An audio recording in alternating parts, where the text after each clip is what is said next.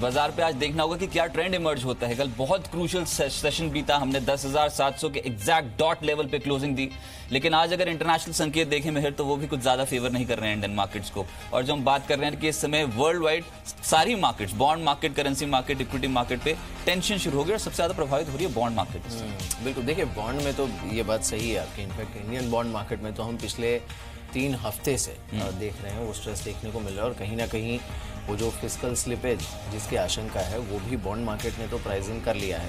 लेकिन मार्केट्स की भी अगर हम बात करें, देखिए जैसे कल यूएस में भी वो जो एक जिसे हम कहते हैं ना टिपिकली टायर्ड बुल, एक फैटिक जो होता है वो हायर लेवल्स पर दिख रहा है। आप कल देखिए डाउ जोन्स 26,000 के ऊपर निकला, लेकिन उसके बाद उसने फरवरी 2016 के बाद का सबसे बड़ा इंट्राडे रिवर्सल भी देखा। तो ये इंडिकेट कर रहा है कि एट सम पॉइंट मार्केट्स थोड़े से स्ट्रेच्ड हैं। अब वो स्ट्रेच्ड मार्केट में क्या होता है कि कोई ज़रूरी नहीं है ट्रेंड रिवर्स हो जाए, लेकिन या तो मार्केट साइडवेज हो जाता है और टाइम वाइज करेक्शन देता है, और या तो फिर ये वैल्यू वाइज करेक्शन दे देता है, जहां पे एक साथ कुछ एक 100 पॉइंट्स का या कुछ 1,000 पॉइंट्स का करेक्शन कुछ दिनों में देखने को मिलता है। तो आज के लिए भी इनफैक्ट निफ्टी के लिए देखिए जो पहला लेवल जिस पर नज़र रखनी पड़ेगी वो होगा 10,700 का। लेकिन साथ ही आज HUL और भारतीय इंफ्रा के नंबर्स भी हैं। इसमें HUL के जो नंबर्स हैं वो इंटरेस्टिंग होंगे, क्योंकि इसमें वो जो GST उसके स्ट्रक्चर्स में जो बदलाव हुआ वो उन सभी चीज़ों का इम्पैक्ट देखने को मिलेगा। IPO में इनफैक्ट आज अच्छा बस देखने को मिल सकता है, बिकॉज अच्छे मौके हैं आपके पास, 2 मौके हैं। और साथ ही ये भी देखना होगा कि जो रुपया है उसमें आज क्या होता है, बिकॉज कल जब हमने बात की थी जानकारों से, आपको याद होगा, तो उनका व्यू यही था कि रुपए पर प्रेशर तो है लेकिन वो टेम्पररी लग रहा है, क्योंकि डॉलर ओवरसोल्ड था और उस वजह से उसकी डिमांड बढ़ी है। लेकिन आज देखना होगा कि होता क्या है। तो आपको 3-4 फैक्टर्स देखने पड़ेंगे, ग्लोबल मार्केट्स, करेंसी का मूवमेंट, क्रूड को तो ऑब्वियसली भूल नहीं सकते, और साथ ही ग्लोबल मार्केट्स, इन सब के साथ साथ जो नतीजे हैं वो भी हैं। तो जब इतने ज्यादा मैक्रो इकोनॉमिक पिक्चर होती है और जब नतीजे होते हैं सामने, तो बाजार का चलना बहुत ज्यादा मुश्किल हो जाता है। तो हो सकता है कि 10,700 के नीचे ट्रेड करें आज।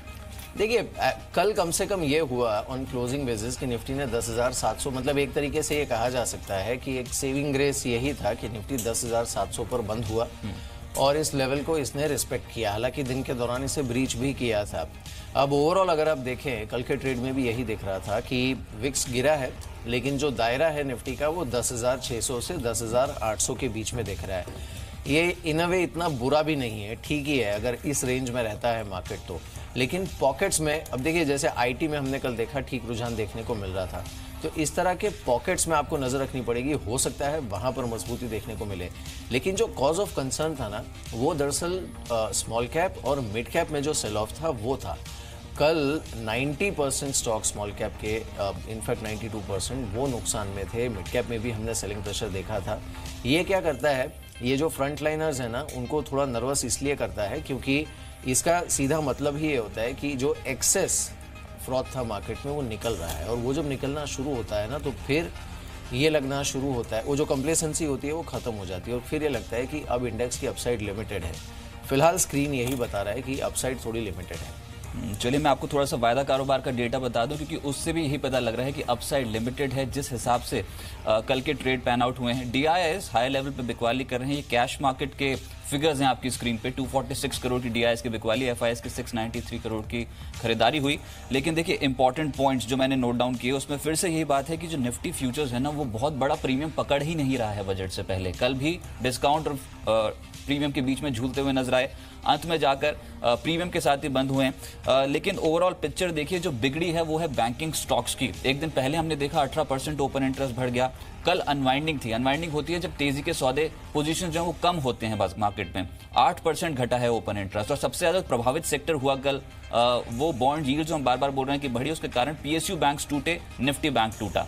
वोलेटिलिटी हालांकि कम जरूर हुई है, लेकिन प्रॉब्लम एरिया है मार्केट के पास। एक तो 10,800 की कॉल और उसके बाद 11,000 की कॉल। ओपन इंटरेस्ट लगातार बढ़ता चला जा रहा है और कल भी 9% के आसपास ओपन इंटरेस्ट बढ़ा है 11,000 की कॉल का। एक और प्रॉब्लम एरिया मार्केट के लिए ये जो पुट्स हैं जहां पर बहुत स्ट्रांग राइटिंग होती देखी थी, चाहे 10,500 की स्ट्राइक ले लें, 600 की या फिर 700 की, वहां पर ओपन इंटरेस्ट घटना शुरू हुआ है। कल जब मैं डेटा चेक कर रहा था तो 2 लाख से 6 लाख का जो शेयर्स हैं वो ओपन इंटरेस्ट में घटे हैं। जब भी ये घटते हैं और जब उससे पहले एक बहुत स्ट्रांग राइटिंग हो रखी होती है, तो इसका मतलब आप ये निकाल लीजिए कि मंदी के सौदे जो कि पुट बेचकर चल रहे थे, पुट में जो मंदी खेल रहे थे, वो अपने सौदों से बाहर निकलने की कोशिश कर रहे हैं। ये पुट अनवाइंडिंग साफ तौर पे मार्केट्स के लिए कोई बहुत बेहतर ट्रिगर नहीं है। हो सकता है बाजार 10,700 के नीचे ट्रेड करे, लेकिन कुशन एरिया मार्केट के पास 10,600 और 10,700 की रेंज बन जाएगी। इससे 10,600 से नीचे जाने की संभावना अभी बहुत कम बताई जा रही है। लेकिन हाँ, ये डेटा ओवरऑल पिक्चर ये पेश कर रहा है कि हाँ, मार्केट का 10,700 10,800 तक पहुंचना या फिर उसके ऊपर ट्रेड करना बहुत मुश्किल है। अभी 15 F&O फ्यूचर्स हैं जो बैन में है। कल भी यही लिस्ट थी, लेकिन आज कुछ एडिशंस हैं जिसमें बलरामपुर चीनी, इंडिया सीमेंट्स और HCC ये ताज़ा F&O बैन लिस्ट में आए हैं। इसमें इंट्राडे सौदे अगर कर सकते हैं, लेकिन पोजीशंस कैरी नहीं कर सकते हैं। GMR इंफ्रा, HDIL और Reliance capital F&O ban list से बाहर हुए हैं आज। बिल्कुल। देखिए, और एक जो रुझान है ना मार्केट का, उसकी एक वजह ये भी है कि अब जैसे आप देखिए बिटकॉइन में कल जिस तरह का ड्रॉप था, 28-30% गिर गया है, 25% 24 घंटे के अंदर।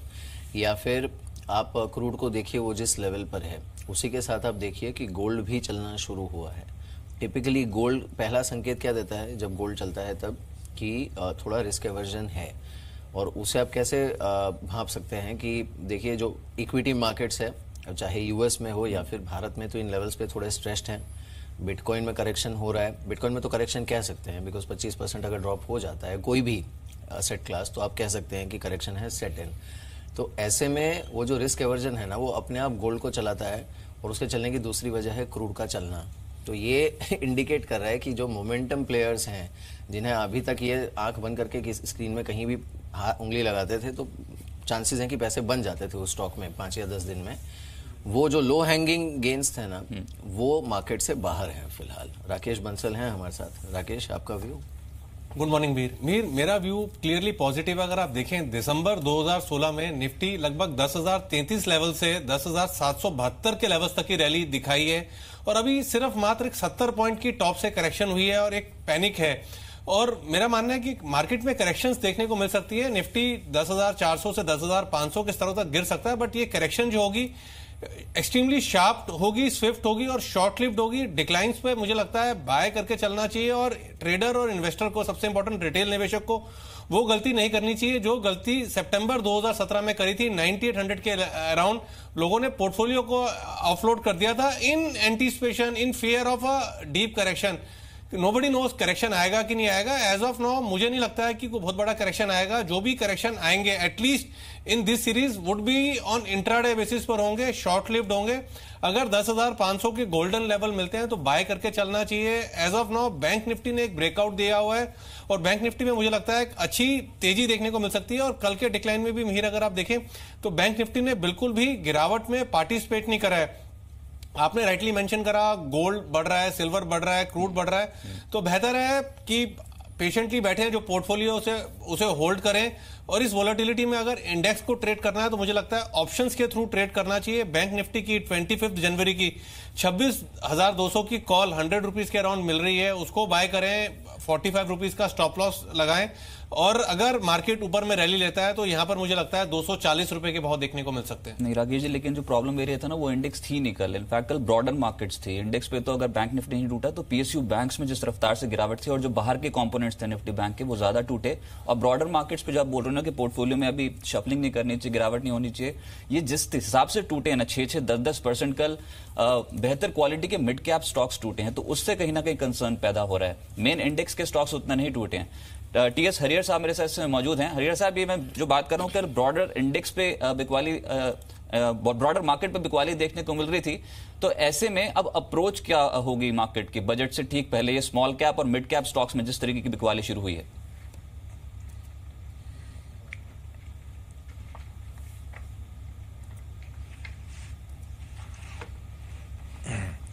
मैं मानता हूं कि हायर लेवल्स पे थोड़ा अनवाइंडिंग तो वाजिब है। मुझे नहीं लगता कि अब भी मार्केट में कोई पैनिक है। कुछ। हाँ जी, गो हेड हरी।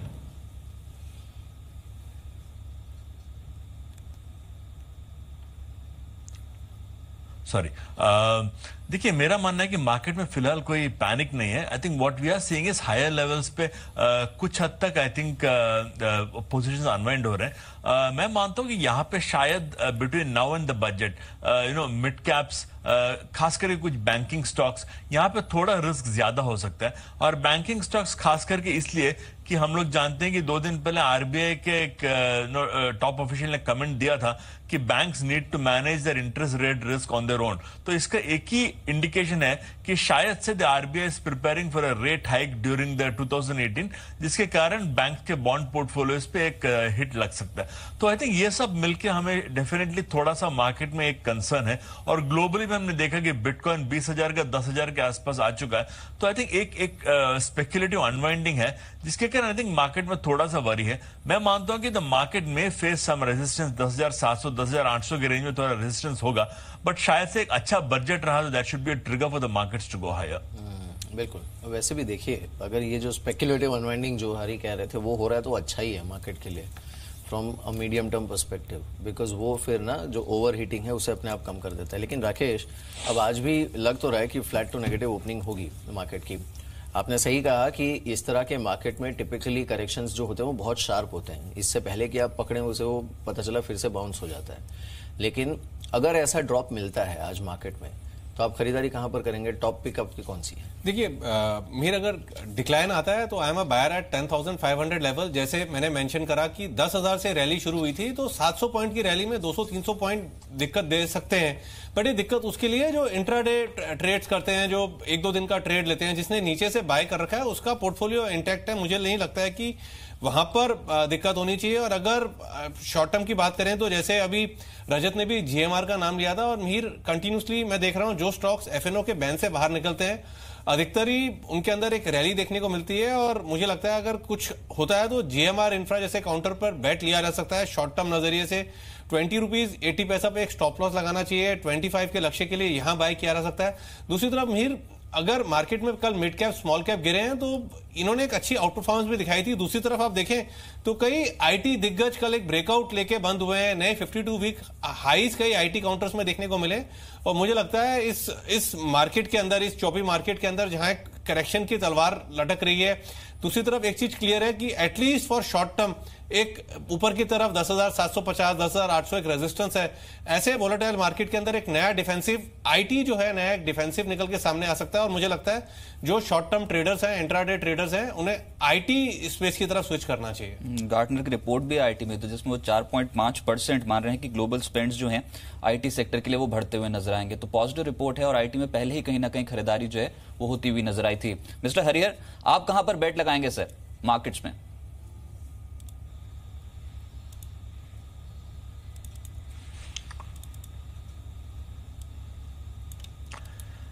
देखिए, मेरा प्रेफरेंस तो ब्रॉडली 2 सेक्टर्स पे होगा। आई थिंक एक तो मेरा बेट रहेगा पीएसयू बैंक्स पे, और हमारा मानना है कि अगला जो 1-1.5 साल होगा it will all be about PSU banking recovery. फिर वो आईबीसी हो, रिकैपिटलाइजेशन हो, तो पीएसयू बैंक से एक बहुत बड़ा एरिया है जहां हम बेट करते हैं। और हम बहुत शॉर्ट टर्म की बात नहीं कर रहे हैं, मैं कम से कम आपको 9 से 12 महीने की बात कर रहा हूं। दूसरा एक सेक्टर जहां पे हम बेट कर रहे हैं वो रूरल सेक्टर होगा। और आई थिंक इसकी चर्चा हम पहले भी कर चुके हैं कि ये बजट का एक बहुत बड़ा फोकस रूरल एरिया में होगा, क्योंकि गुजरात का जो मैसेज है वो बहुत साफ है कि शायद से ये गवर्नमेंट को थोड़ा और रूरल पे ध्यान देना चाहिए। और हमारा मानना है कि ये जो बजट है इसमें काफी हद तक रूरल फोकस होगा। फिर वो रूरल इंफ्रास्ट्रक्चर हो, रूरल एम्प्लॉयमेंट प्रोग्राम हो जैसे MNREGA, rural post harvest infrastructure हो, या कि रूरल स्पेंडिंग पावर हो, मेरे ख्याल से ये सारे एरियाज में काफी बड़ा फोकस रहेगा।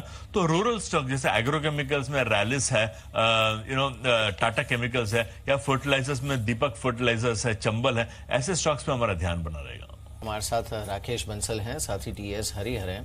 लेकिन बाजार से कोई खास संकेत है नहीं। संकेत जो है वो स्टॉक्स पर ज्यादा है।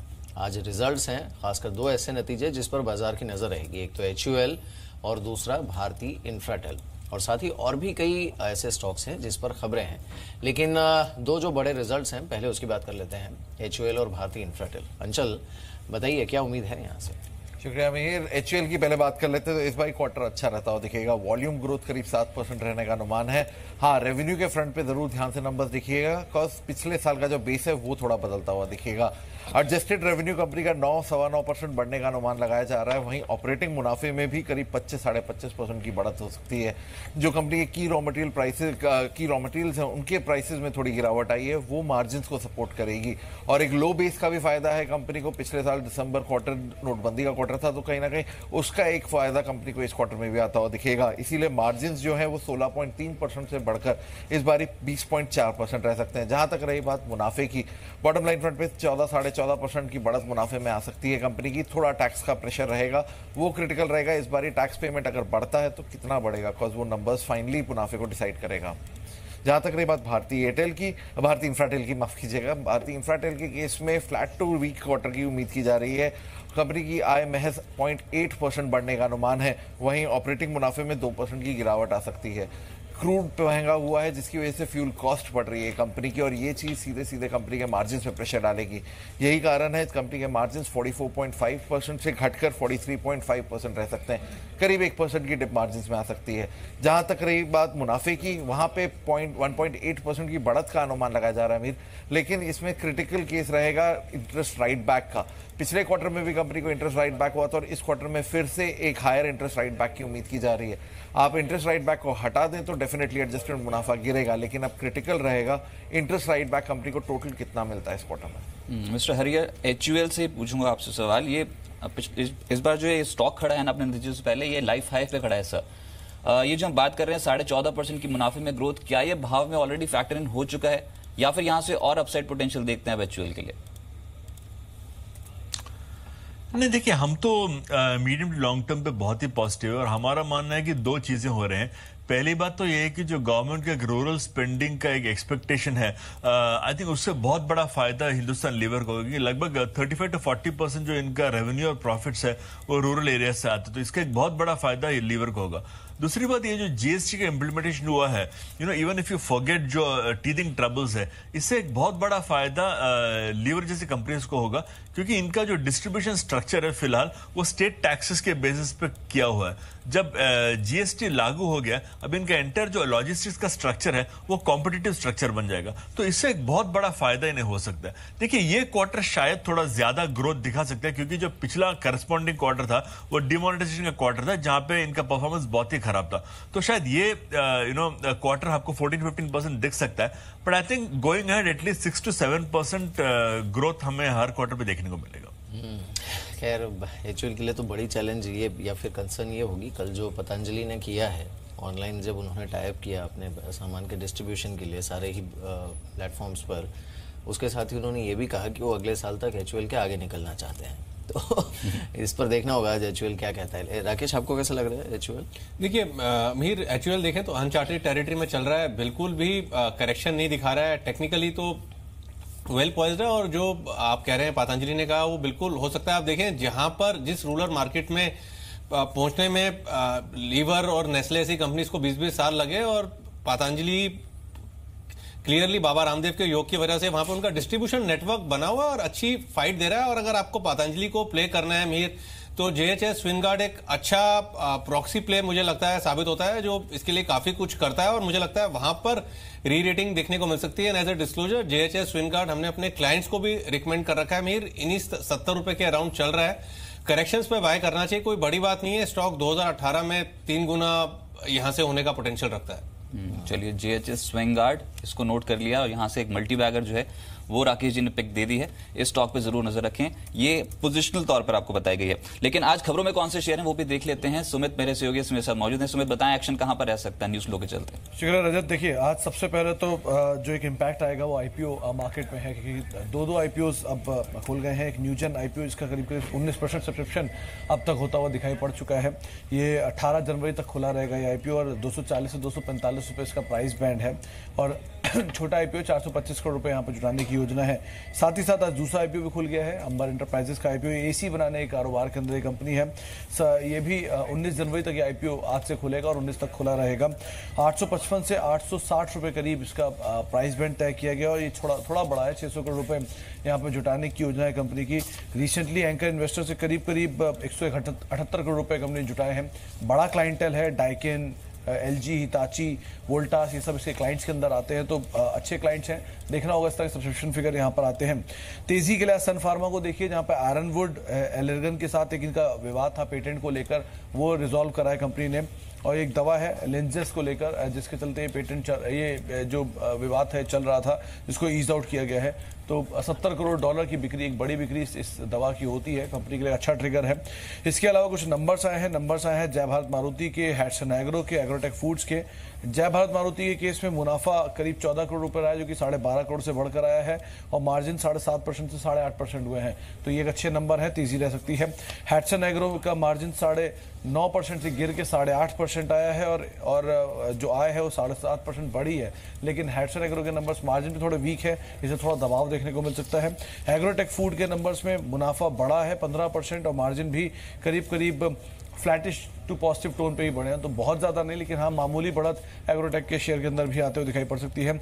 और आखिरी में एक खबर टाटा सन से जुड़ी हुई आई है, जहां पे ईसीबी के जरिए करीब 150 करोड़ डॉलर कंपनी जो ग्रुप है वो जुटा सकता है। इसका इस्तेमाल 2 तरीके से करेगा। पहला हिस्सा जो होगा वो टाटा स्टील के राइट इशू में पार्टिसिपेट करने के लिए कर सकता है, 12,800 करोड़ रुपए का राइट इशू है टाटा स्टील का।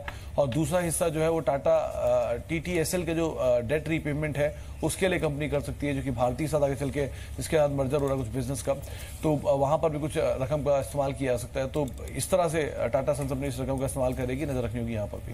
और इस समय SGX निफ्टी जो है वो बिल्कुल फ्लैट 10,713 के आसपास का लेवल यहाँ पर देखने को मिल रहा है। लेकिन एक तो हमने HUL की बात की ब्रेक से पहले, अब बात करते हैं भारतीय इंफ्राटेल की। इसके भी नंबर्स एक्सपेक्टेड हैं, और खैर पिछली बार तो जो भारतीय इंफ्राटेल के नंबर्स थे वो काफ़ी इंटरेस्टिंग रहे थे, लेकिन तब से लेकर अभी तक ओवरऑल टेलीकॉम स्पेस के लिए काफ़ी कुछ बदला है। उम्मीद ये बनी हुई है कि इनकी जो आय है वो फ्लैटिश ही रह सकती है, 3,680 करोड़ के आसपास इसके रहने का अनुमान है। और साथ ही जो इनका एबिटा है उसमें हो सकता है 2% के आसपास का ड्रॉप देखने को मिले, ये 1,600 करोड़ के आसपास रह सकता है।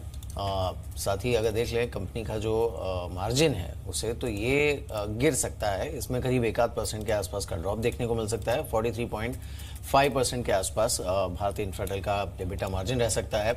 मुनाफा जो है इसमें बढ़ोतरी देखने को मिल सकती है मामूली सी, ये करीब 650 करोड़ के आसपास रह सकता है। हरी, आपको कैसा लगता है भारतीय इंफ्राटेल? आई थिंक सी ये जो भारतीय एयरटेल के डील का बात हुआ था उसके बाद डेफिनेटली भारतीय इंफ्राटेल एक वीक परफॉर्मर रहा है, और भारतीय Airtel has out performed and gone around the 500 mark.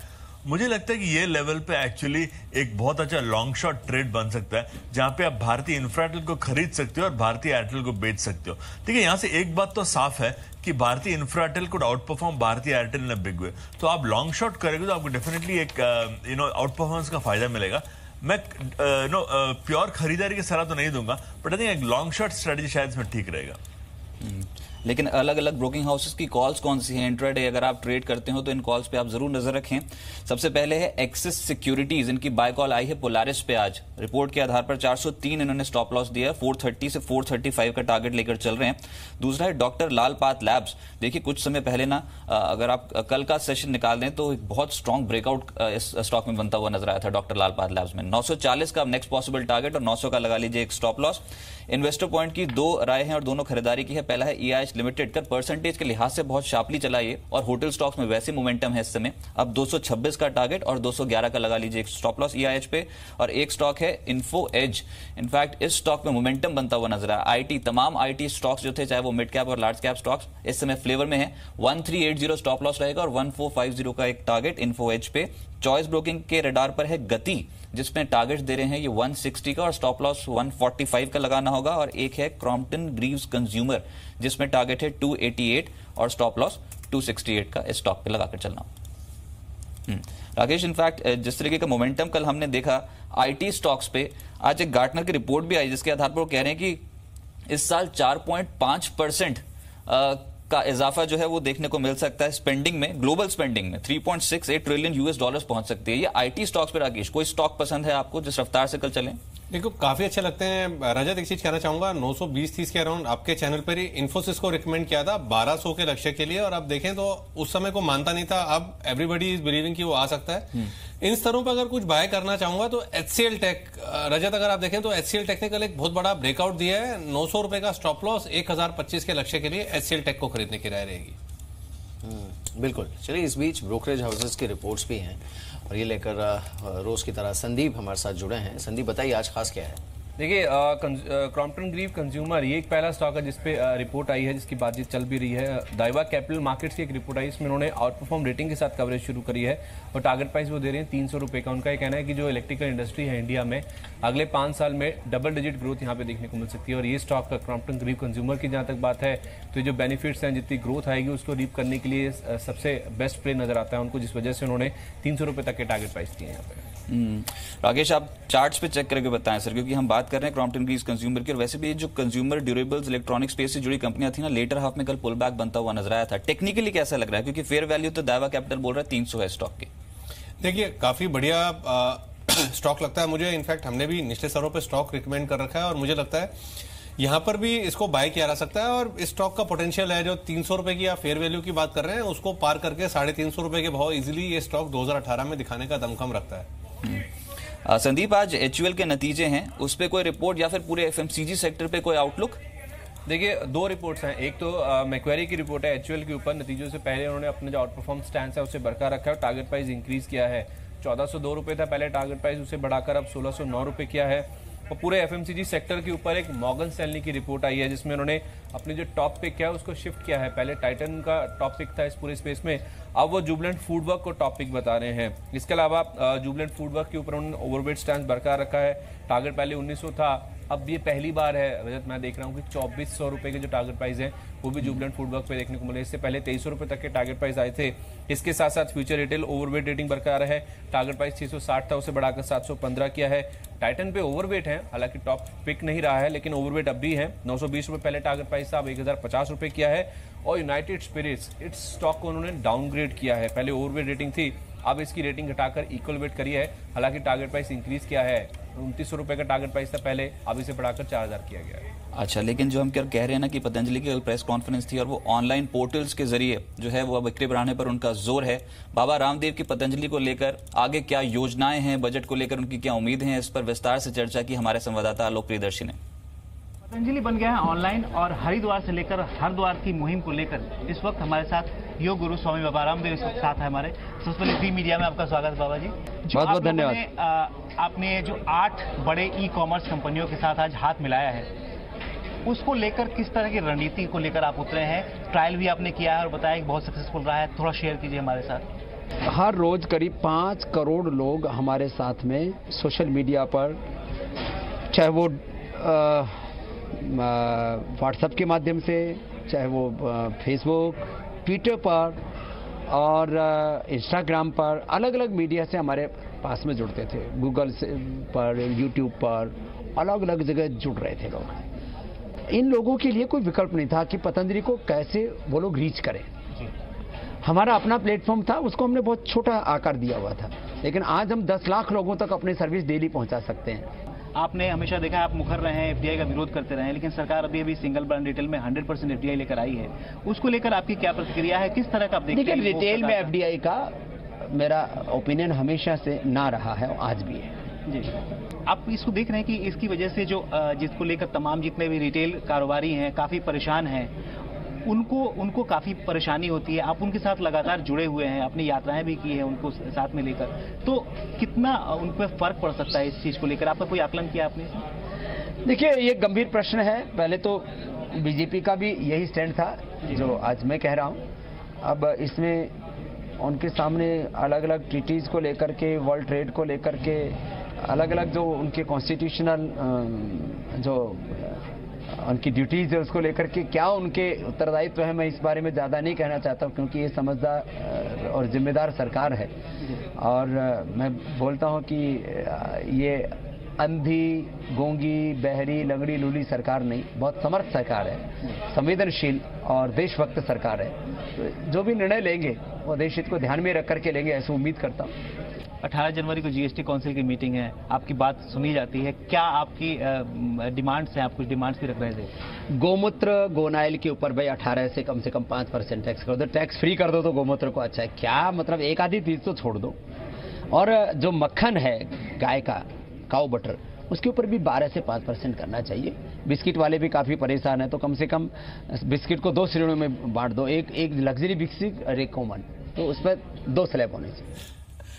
Luxury biscuit और आम आदमी की बिस्किट दोनों के बीच अंतर होना चाहिए। खैर चलिए, ये तो इंटरेस्टिंग है, लेकिन हाँ, कोई और पिक्स आप देना चाहेंगे कि अभी आपने ब्रोकरेज हाउसेस की भी कॉल्स देखी राकेश?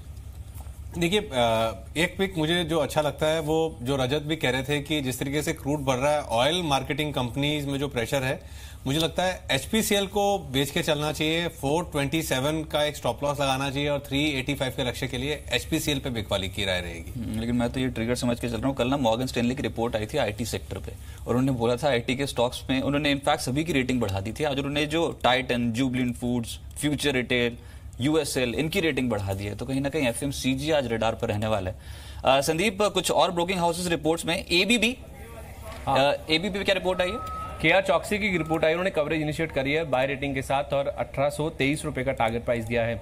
उनका ये कहना है कि सरकार जिस तरह से पावर सेक्टर में खर्च कर रही है उससे इस कंपनी को काफी ज्यादा फायदा होगा। और 3 ट्रिगर्स उन्होंने बताए हैं रजत। पहला तो यह है नेशनल सोलर मिशन, दूसरा भारत में जो इलेक्ट्रिकल व्हीकल्स उनकी जो ग्रोथ आ रही है, और तीसरा रेलवे का मॉडर्नाइजेशन और रेलवे की इलेक्ट्रिफिकेशन। इन 3 मेन ट्रिगर से उनका मानना है कि एबीबी को काफी फायदा होगा। अच्छा, ये ना एक गेल पे खबर है कि गैसप्रॉम के साथ जो करार था, अब सप्लाई के लिए तैयारी पूरी हो गई। 2018 से गैसप्रॉम जो है वो एलएनजी सप्लाई करेगा गेल को। इसके ऊपर कोई रिपोर्ट है और कैसे देख रहे हैं इंटरनेशनल ब्रोकिंग हाउसेस से?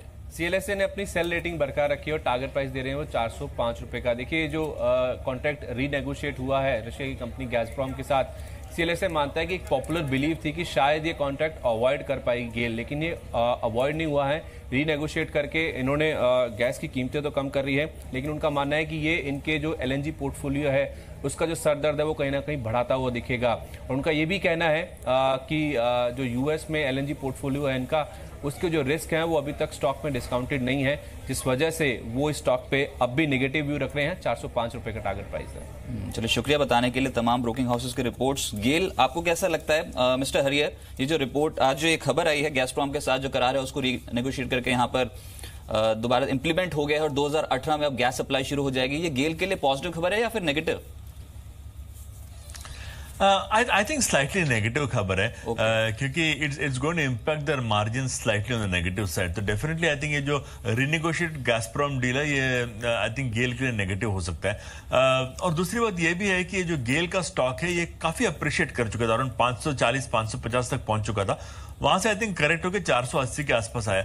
मुझे लगता है कि थोड़ा और प्रेशर बना रहेगा, प्रॉब्लम 440-450 पे आएगा तो it could be a good level to buy GAIL. मेरे ख्याल से ये लेवल पे शायद थोड़ा सा और भी डाउनसाइड बाकी है। बिल्कुल, चलिए, तो यहाँ पर हो सकता है थोड़ी बहुत डाउनसाइड देखने को मिले। टीएस हरियर साहब, साथ साथ राकेश बंसल और समीर चौहान हमारे साथ जुड़े हैं और जानने की कोशिश है कि मार्केट पे आज ट्रेड कैसे बनाया जा सकता है। कुछ रिजल्ट्स जो आए बाजार बंद होने के बाद, उसमें एमसीएक्स प्रोमिनेंटली, उम्मीद भी नहीं थी यहाँ पर कोई बेहतर set of result company post करेगी, लेकिन मिस्टर हरियर यहाँ पर 16% रेवेन्यू में डिक्लाइन है और मुनाफे में लगभग 35% का फॉल देखने को मिला है। आप कैसे देखते हैं नतीजों को? 19 करोड़ का मुनाफा कंपनी ने पोस्ट किया YoY आधार पर। I think fall in profits and top line खास करके इसलिए एक्सपेक्टेड था कि जिस तरह से कमोडिटी मार्केट वॉल्यूम्स पे एक धक्का लगा है, इसके अलावा I think competition from NCDEX has also been getting quite intense. तो ये सब मिलके एक फॉल इन रेवेन्यू और प्रॉफिट से डेफिनेटली उम्मीद की जा रही थी।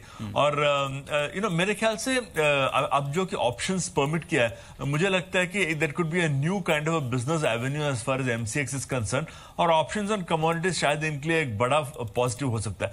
पर आई थिंक एक बात बजट में कॉन्स्टेंटली रखी जा रही है, जो सीटीटी लगाया गया था 2013 में, आई थिंक इससे काफी बड़ा धक्का लगा कमोडिटी वॉल्यूम्स को। तो जब तक ये सीटीटी रहता है, आई थिंक कमोडिटी ट्रेडिंग के जो इकोनॉमिक्स उस पर बहुत बड़ा फर्क पड़ता है। देखिए इक्विटी ट्रेडिंग एक तरफ है, अलग बात है। कमोडिटी में एक तो लिवरेज भी ज्यादा है और ब्रोकरेज भी कम है, तो यहाँ पे आप इतना बड़ा सीटीटी लगाओगे तो आई थिंक इसका बहुत बड़ा एक इंपैक्ट पड़ता है। मुझे लगता है कि गवर्नमेंट को सीटीटी या तो स्क्रैप करना चाहिए या बहुत कम कर देना चाहिए, ताकि companies like MCX can actually give a better performance the commodity market. चलिए, लेकिन अब तैयारी करते हैं आज की मार्केट की। इंट्राडे में कौन सी कॉल्स हैं एफएनओ में जहां पर आप ट्रेड बिठा सकते हैं सुपरफास्ट फ्यूचर्स में?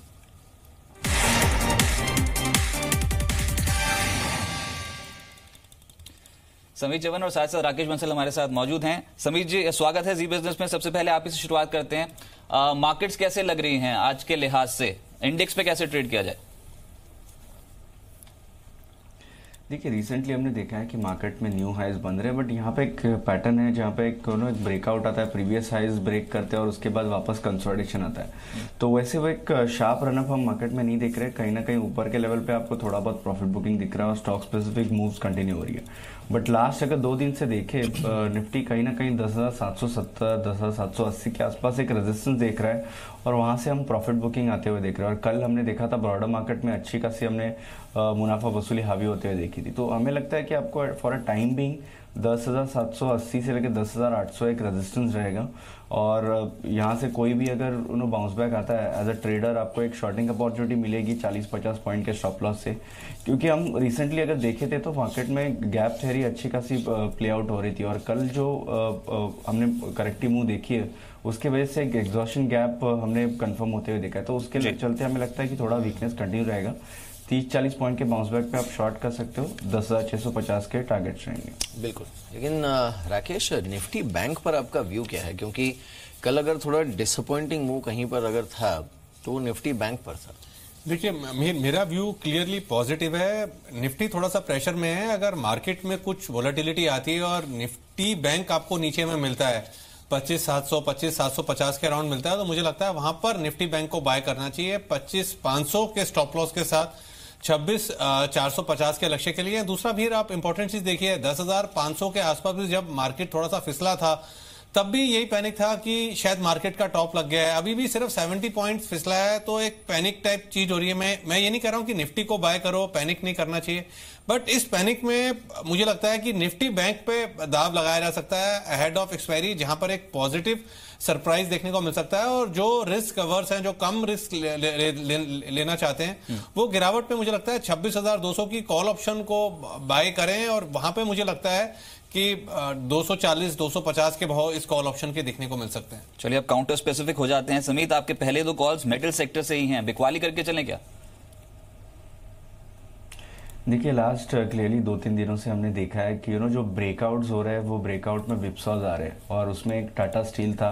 परसों हमने देखा था कि इसमें एक डिसाइसिव ब्रेकआउट था और वो क्लियरली विप्सॉ होते हुए देखा। तो अभी यहाँ पे आपको मार्केट थोड़ा वल्नरेबल है और आपको ब्रेकआउट्स पे ज्यादा मुझे नहीं लगता यहाँ पे कन्विक्शन रखना चाहिए। यहाँ पे फॉल्स ब्रेकआउट की पॉसिबिलिटी काफी ज्यादा है। तो अगर आप एज अ ट्रेडर हो तो ज्यादा ब्रेकआउट्स पे यहाँ पे ट्रेड नहीं करना चाहिए। मेटल्स वीक लग रहे हैं। टाटा स्टील सेल रहेगा हमारे एंड से 745 टारगेट, स्टॉप लॉस 776।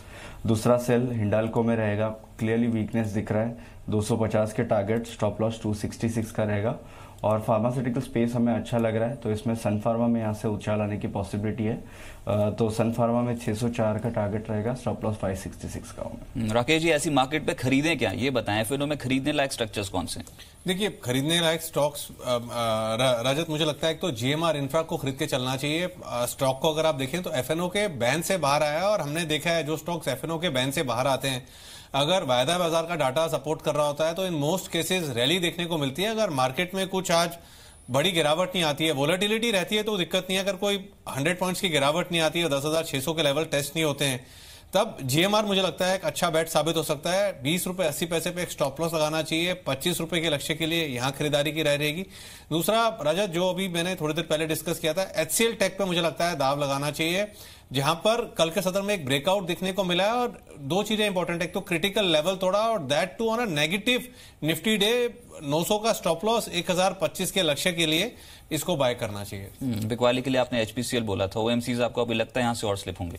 देखिए, स्लिप हो सकते हैं रजत। टेक्निकली डिस्ट्रीब्यूशन क्लियरली विजिबल है और जिस तरीके से मार्केट अनसर्टेन है, तो ऐसी मार्केट में जो ट्रेडर्स होते हैं अनसर्टेनिटी के अंदर लॉन्ग शॉर्ट दोनों खेलते हैं। तो अगर किसी को लॉन्ग शॉर्ट खेलना हो तो HPCL को शॉर्ट किया जा सकता है। 427 का स्टॉप लॉस, 385 का लक्ष्य। राकेश जी, FMCG आज मूव देगा क्या? HUL के रिजल्ट्स आने वाले हैं, कोई स्टॉक ट्रैक कर रहे हैं क्लोजली डेरिवेटिव में? देखिए, डेरिवेटिव्स में क्लोजली गोदरेज कंज्यूमर प्रोडक्ट्स काफी अच्छा लगता है। कल के खराब मार्केट में भी स्टॉक एक पॉजिटिव बायस के साथ क्लोज हुआ था। 970 का स्टॉप लॉस, 1067 के लक्ष्य के लिए इसको खरीदने की राय रहेगी। गोदरेज कंज्यूमर 970 का स्टॉप लॉस, 1067 का टारगेट। गोदरेज कंज्यूमर FMCG में पिक होगी। ऑप्शन के जरिए कोई ट्रेड करना हो समीर, तो एक ऑप्शन बताएं।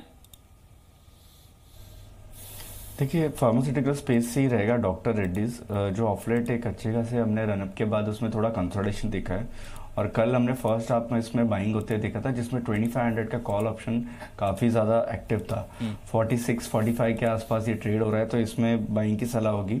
यहाँ से डॉक्टर रेड्डी एक अच्छा खासा रुझान ऊपर की तरफ दे सकता है, जिसके चलते ये कॉल ऑप्शन 122 तक एप्रिसिएट शुरू हो सकता है। तो वो हमारा टारगेट रहेगा। 28 के स्टॉप लॉस से इसमें खरीदारी की जा सकती है। चलिए, तो 2500 की कॉल डॉक्टर रेड्डीज की, 52 रुपए में खरीदें और 28 का लगा लीजिए स्टॉप लॉस, 122 का टारगेट। दूसरा सन फार्मा, यहां पर आज तो खबर भी है, इस पे इंपैक्ट आज पॉजिटिव पड़ेगा। 604 का टारगेट है, 566 का स्टॉप लॉस लगाना होगा। बेचकर चलना है तो मेटल बेचें, जिसमें टाटा स्टील और हिंडाल्को एंजल ब्रोकिंग मानता है यहां से टूट सकते हैं और इनमें आप बिकवाली कर सकते हैं। खरीदारी के लिए राकेश जी ने चुना है गोदरेज कंज्यूमर, साथ साथ HCL टेक्नोलॉजीज और इसके अलावा GMR इंफ्रा। ये तीनों सौदे जो हैं ये तेजी बना सकते हैं। पोजिशनली टारगेट्स आपकी स्क्रीन पे हैं। लेकिन आज के लिए एक ऐसा ट्रेड जो आज के दिन ही फटाफट आपको कमाई करा सकता है, आज का टुडेज ट्रेड देखते हैं।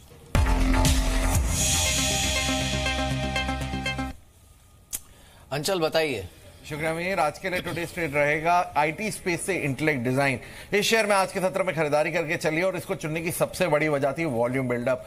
अगर आप शेयर का पिछले 4 दिनों का चार्ट देखें, पहले तो डेली चार्ट्स पे शेयर काफी मजबूत है और 4 दिनों से विद वॉल्यूम बाइंग हो रही है। लेकिन कल के सत्र में टुवर्ड्स एंडिंग आवर्स में इसमें भारी वॉल्यूम जनरेट होती हुई दिखी। 19 दिसंबर के बाद सबसे ज्यादा वॉल्यूम्स कल के सत्र में शेयर में रही और ये एक पॉजिटिव ट्रिगर के तौर पे आज काम कर सकता है शेयर के लिए। साथ ही दूसरी तरफ से रुपी का सपोर्ट है। रुपी जैसे जैसे डिप्रिशिएट हो रहा है उसका फायदा IT स्पेस को होता है और वो आज के लिए भी प्ले करेगा। तो कहीं ना कहीं इंटेलेक्ट डिजाइन आज के लिए एक अच्छा बेट बन सकता है। बस 192 के ऊपर अगर ये शेयर खुलता है और मेंटेन करता है तो वहां से 199 रुपीज का पहला टारगेट आपको रख के चलना है और स्टॉप लॉस रखिए 188 रुपीज का। चलिए, 188 का स्टॉप लॉस और 199 का टारगेट। इंटेलेक्ट डिजाइन, ये है आज की कॉल जिसमें तेजी बन सकती है।